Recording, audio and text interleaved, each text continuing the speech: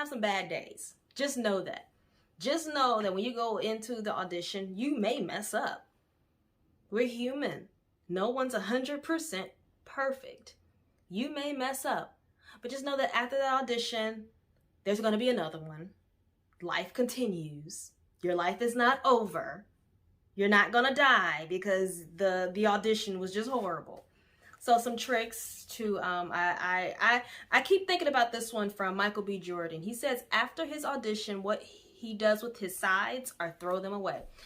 Sides are the portion of the script that you are to audition with. It has your lines for the character, and that's what you're auditioning in front of the casting director or whomever you're auditioning in front of. He takes those sides and he throws it away. And subconsciously, that's like, okay, I'm done. That audition is over with. I'm moving on to the next. It's like you're getting rid of it. Whatever happened in that room, you're getting rid of it. That's a trick to help you just leave the audition in that audition room. And that's something that we really, really as actors have to work on, leaving the audition behind. Now, I will say what to take with you is the experience of, okay, so if you messed up, what did you do?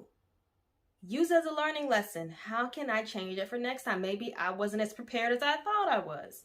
Maybe I should show up 30 minutes earlier to this audition to get my mind right, other than 5 minutes or 2 minutes before I need to walk into that room. So just, it's all learning lessons. Just remember, life is all about learning.